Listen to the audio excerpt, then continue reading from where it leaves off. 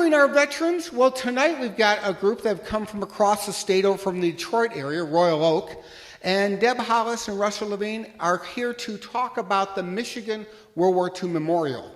So without taking any more of their time, please welcome Deb and Russell. Thank you for coming tonight. I always like to start by asking how many World War II veterans we have in our audience. If you could stand up. I'm asking a lot. Thank you.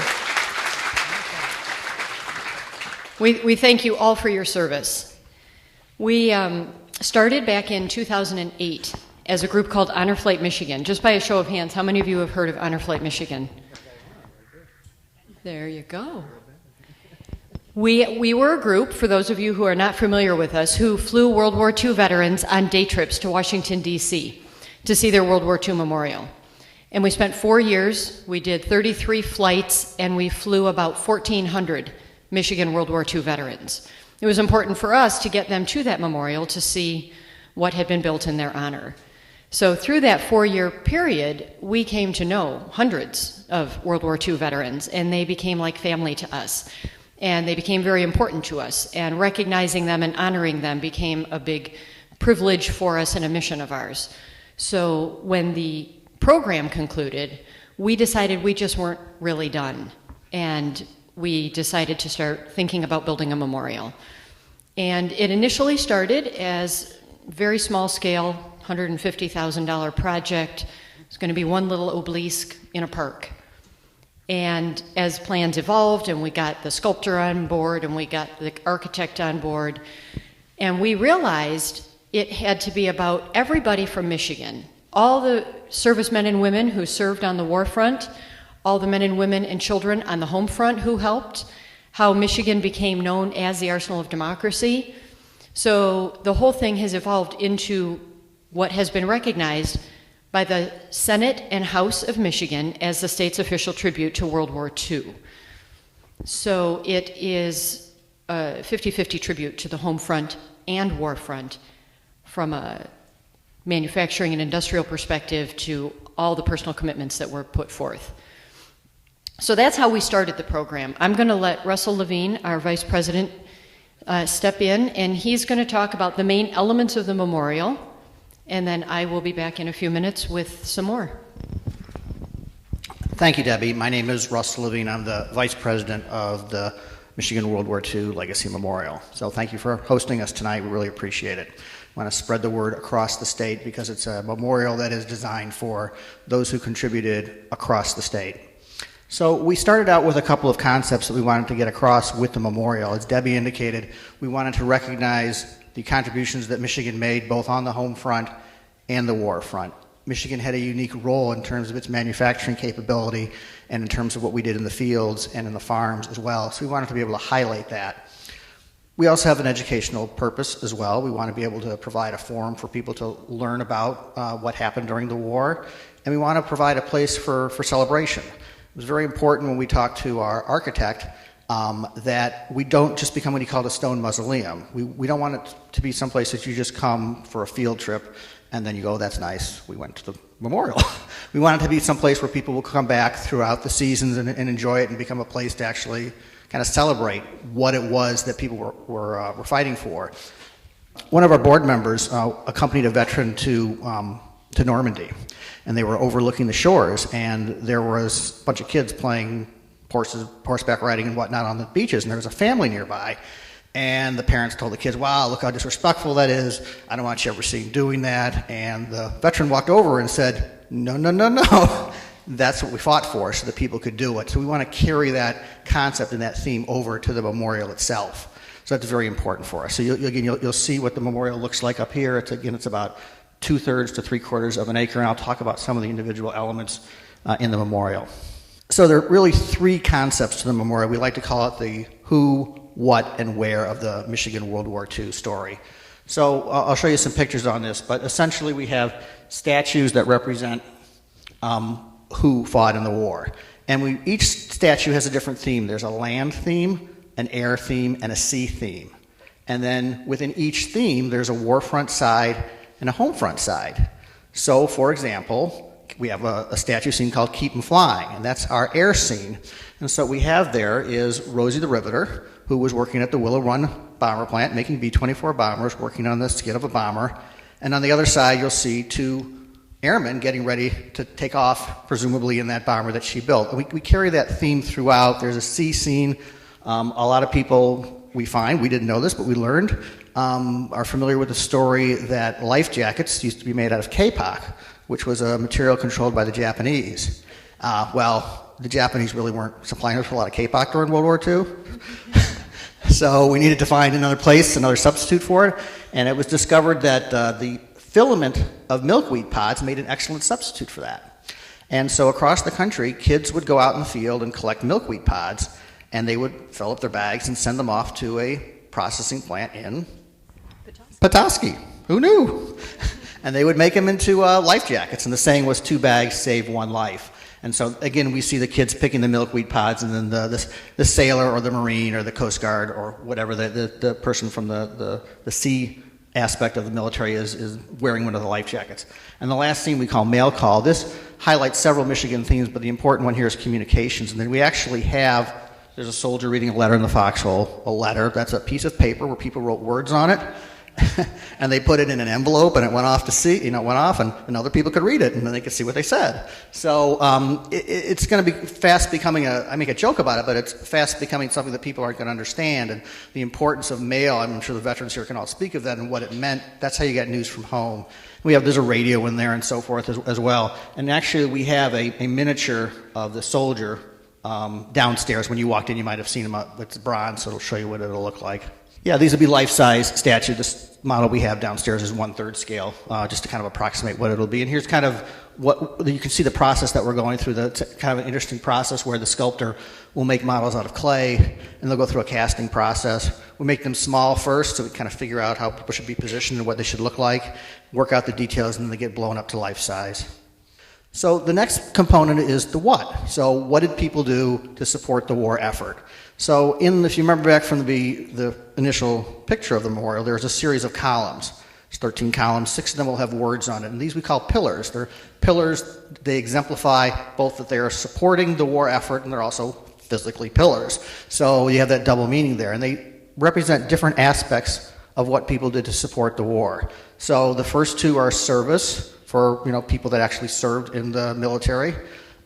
Sacrifice, to indicate that lives were lost, limbs were lost, people got sick, people got hurt, there were non-battle related injuries, what people did there. The next 2 represent a little bit more of the home front. So we call those, there's labor and industry. So everybody knows about the labor story from the standpoint of manufacturing, building planes, engines, submarine parts. Some of the parts from the submarine out here we learned today were built locally. But also in the fields. There was labor in the fields, and Michigan was a very large agricultural state as well. So there's a large aspect of that we want to represent as well. And of course, industry, Michigan's known as the arsenal of democracy. When FDR wanted to start the war effort, the person that he called was the head of GM and basically said, I need you in Washington now, please. And so he came and started up the war effort. So that's the industrial story. The last 2 are what we call commitment and change. So commitment talks about the changes that people made to their everyday lives. You had to recycle. There was rationing. You had to victory gardens. You would plant a garden in your house. That would be a victory garden because that was food that you were growing for yourself. So other food that was grown in the industrial part of the economy could go be passed off overseas. And then the last component is change, and that's the last one because that represents how we changed to fight the war and how the war changed us. So this represents all the changes that occurred because of the war. Everything from changes in civil rights with what happened with the Tuskegee Airmen, showing what African Americans could do in terms of their capabilities. Also in terms of things like the superhighway system. A lot of people might not know that the reason why Eisenhower was so enamored with putting in the interstate system was because he went to Germany and saw the Autobahn and said, that's pretty cool, I'd like one of those. And so there's that influence. There's the baby boomers. Me, I'm the son of a World War II vet. So after the war, there was all this pent-up demand, if you will, for babies. And so they came along as well. The GI Bill, thousands of people went to college who wouldn't have gone to college before. So all these ways in which the war changed us are represented by that pillar as well. And then the last component is where. So this is where the war was fought, essentially, and won from a Michigan standpoint. So this is the idea here. This is just a representation of selected spots that will be represented in the memorial. There'll be a 30 by 40 foot map of Michigan that you can kind of walk through, and you can go to different spots that either have military, social, or industrial significance. So we've, one close by here was the lake out in Michigan, Lake Michigan, the big body of water down the channel. And what they would do there is they would practice landings on aircraft carriers. So they would have dummy aircraft carriers that people would practice landing on. So there's all these interesting aspects of Michigan's history that a lot of people are aware of and a lot of people aren't aware of. So we want to highlight that as well. So one of our other large features at the memorial is called the Walk of Honor, and it is a walkway that takes you, there's 2 different entrances into the memorial. And at each entrance, and then in front of all of the statue scenes that you saw, will be inscribed brick pavers that you can purchase for yourself, for a loved one, any World War II veteran, homefront worker, any veteran in general, really. The memorial itself is very strictly a World War II memorial. The Walk of Honor is meant to really honor anybody. So we have all sorts. I think you might have had brick brochures on your chairs when you walked in. So feel free to add your name to the Walk of Honor. And we've sold hundreds at this point. And to see the veterans' reactions, we've had some of the bricks made, and they're on display at a museum on the east side of Detroit. And we had a big paver preview party last year. And to see the veterans come and look at their bricks, and they brought whole families and 3 generations of their families to see them, because it's very important to them. Many of the veterans that went on the honor flight trips with us will say that the memorial in Washington, D.C. is really beautiful, and that day trip of theirs was one of the best days of their life. However, they just can't wait to see this, because this is their memorial. It'll have their name on it. It's very personal to them. And, we feel we have a sunset clause. We don't have a lot of time to get this built before the people who need to see it can't see it. I think what I failed to mention before is when I said the initial budget for the memorial was $150,000, we're at $3 million now. So it's a very big project. $3 million to build and construct the memorial. We're hoping for an additional $1 million over time for a long-term endowment, for maintenance, programming, events. What Russ also talked about a few minutes ago is how we wanted it to be a place of celebration, and we want it to be very interactive with the community. So the main center area that is the green oval, in the wintertime, that's going to be an ice rink. In the summertime, it'll be a place for concerts and picnics and a place for you to go, kick around a soccer ball with your son. And as he's running to catch the ball, or as he's ice skating by Rosie the Riveter, he can say, "Mom and Dad, who's that?" And it's a teaching opportunity in an environment that makes kids want to come back. I'm gonna digress just for a minute, if you'll indulge me. There's a story. It's a woman, and I do wish I remembered her name, but I don't. She was a history teacher, I think in Arizona, and back in 2008, the new school year was starting. And she had cleared this with the president, or the principal, and the superintendent of the school district. So the kids came into her classroom, and it was empty, no desks. And the kids kind of just walked in and milled around and said, what are we doing? Where do we sit? Where's our desks? And the teacher said, "You'll get your desks when any one of you can tell me what you've done to earn the desk." So the kids raised their hand and said, "Good grades," and she said, "No," and "good behavior," and "No, that's not it." And they kept trying, and hour after hour throughout the school day, this went on. And somehow the media got word of this, and they came to the school, and by the end period of the day, she said, "Okay, I'm going to help you out here, and I'll show you how you earned these desks."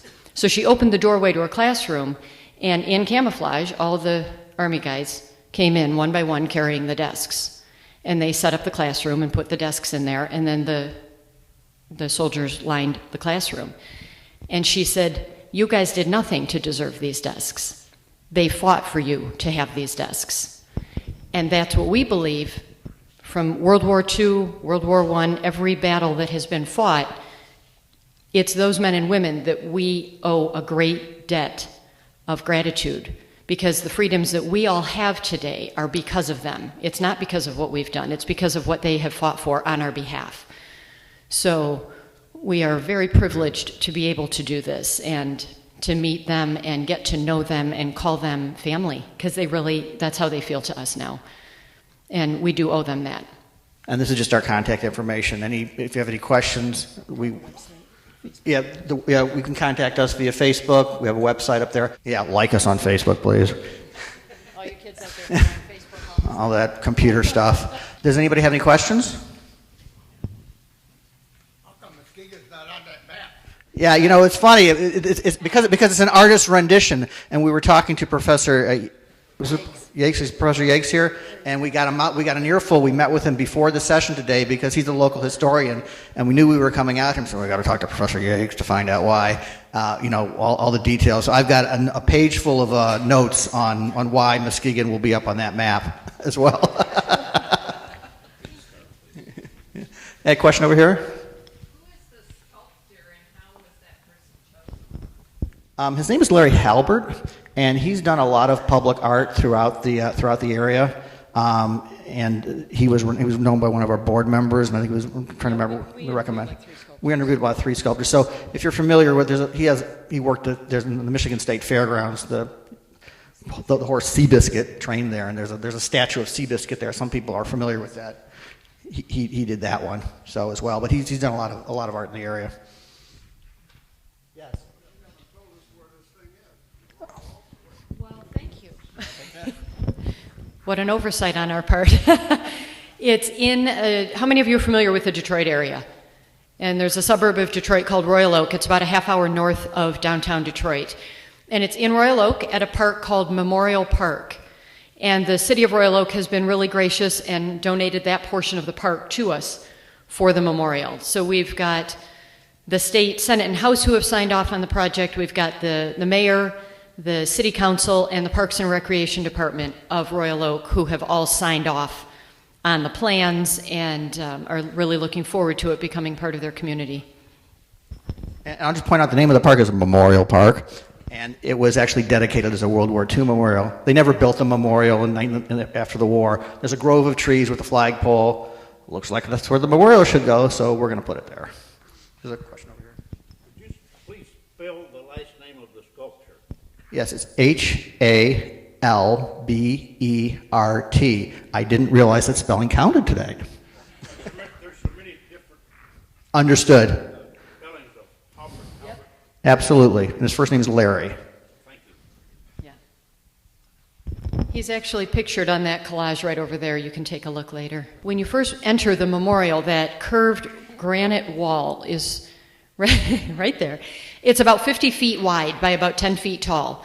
And on the outside portion of it will be our signage and the name of the memorial and whatnot. On the inside is what we call our version of what you see in Washington, D.C., the Wall of Stars.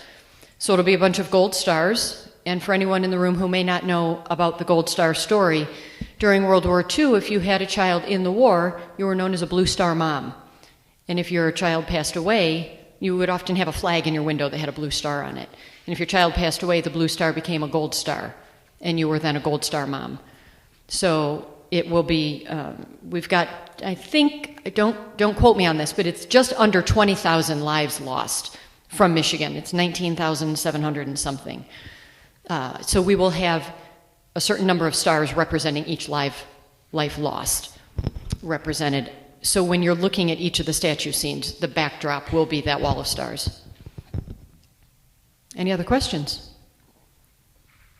You talked about being recognized by the state of Michigan. What does that entail, the legislature, and what's that about? We went through a process for a good portion of 2012, actually, working with Senator John Papageorge out of Troy and Representative Jim Townsend out of Royal Oak. And they worked us through the process of getting a formal resolution passed. So it's Senate Resolution 13, House Resolution 20, where it has been officially recognized as the state's tribute to World War II. What's your time schedule to start this, or has it started already? As soon as we get $3 million. We would love to break ground tomorrow. It's all about fundraising, so we don't have an answer for that. What we do know is once we break ground, it's a 6-month construction time. So we're anxious to get going.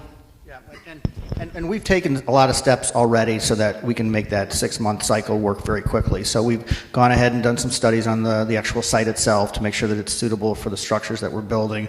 We've got the architectural drawings done. We've engaged a builder. We're ready to go. We're shovel ready. So the idea is we're negotiating contracts. Anything that we can do ahead of time, we've done. And the other stuff, based on fundings, and as we get more money, we've started the sculpture process with the sculptor as well. So we're getting going. We don't want to really put the shovel in the ground until we know we can finish. The statues that you see in the photograph, Russ said earlier, we've started with the third scale, what we call maquettes, the little clay versions. They're about 22 inches high.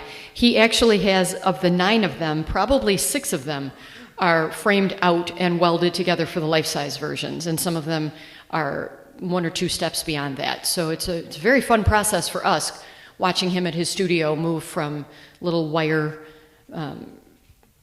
renditions to the clay to the life-size, and just watching the process of how it happens. You said $3 million is your goal. Where are we in $2 million? Well, we're not giving away that number yet, because we need a lot more. We need a whole lot more. So what we're always asking everybody is to help us network. The best thing you can do is talk about it and get the word out. There's a lot of people that know about this. There's a lot of people that don't. We need individuals who want to help us contribute. We want companies and corporations who were either involved in the war effort then and might still want to help with the war memorial effort now, or just any company in general that wants to help support this kind of a project. So if any of you work for companies that you think might want to help, please talk to them, call us.